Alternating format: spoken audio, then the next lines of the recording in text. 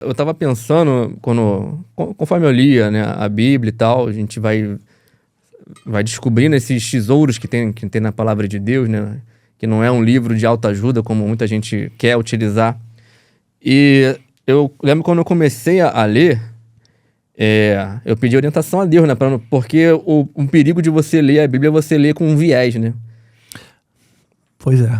Tipo, se a pessoa, se ela tiver um viés de vitória financeira e ela lê a Bíblia, ela vai achar o viés que ela procura. Isso aí. Se ela lê a Bíblia crendo em espiritismo, ela vai achar esse viés para ela também.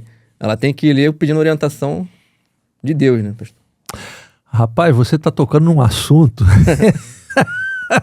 Olha só, eu estou lembrando de vários episódios aqui, eu vou contar um. De vez em quando a gente conversa na nossa classe da EBD, onde você tem frequentado algumas vezes. Uhum. Domingo foi assim, nós conversamos sobre os dons do Espírito, batismo do Espírito e dom de língua, dom de cura, dom de língua também.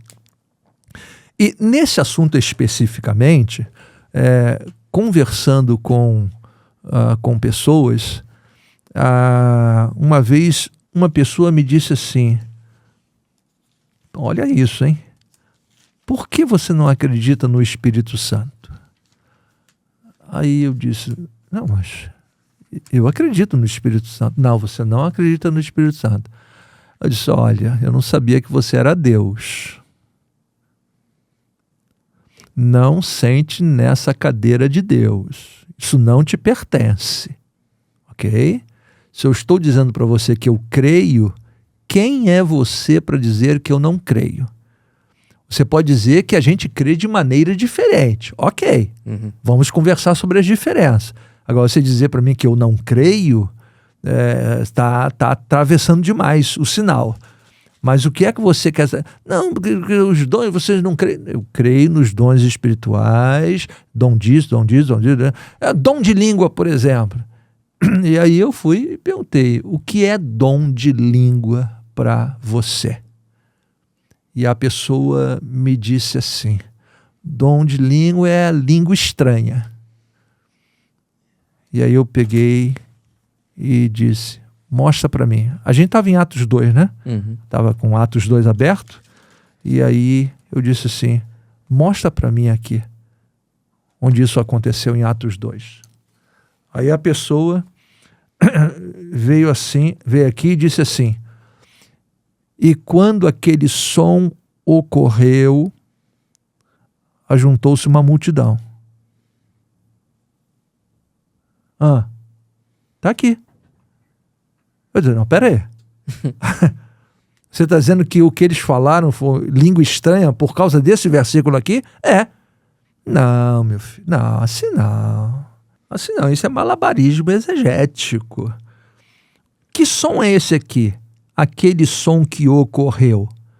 É aquilo que está no verso 2. De repente, veio do céu um som como de um vento veemente e encheu toda a casa. E línguas foram partidas como de fogo, pousou sobre cada um deles. Então, o som que se refere aqui é daquele...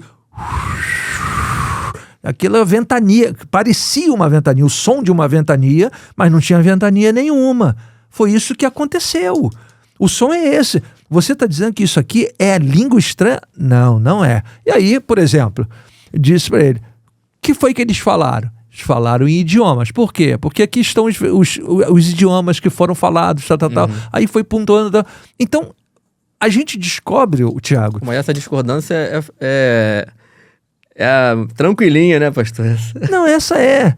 O que eu quero chamar é o que você mencionou um fato que ocorre muito. Quando a pessoa já lê um texto bíblico com uma formatação, não importa o que ela esteja lendo, ela vai escutar aquilo que está na cabeça dela. Ela está procurando qualquer vírgula para confirmar o viés. Para ajudá-la na compreensão daquilo. E nesse assunto especificamente, tem muito disso. Então, quando a pessoa vai com esses vieses aí complica muito, né? Complica muito. Ela vai ter que se esforçar um pouco mais, assim, se desvestir do que já ouviu, que já viu, para poder ficar com o texto bíblico. O texto é o texto. É.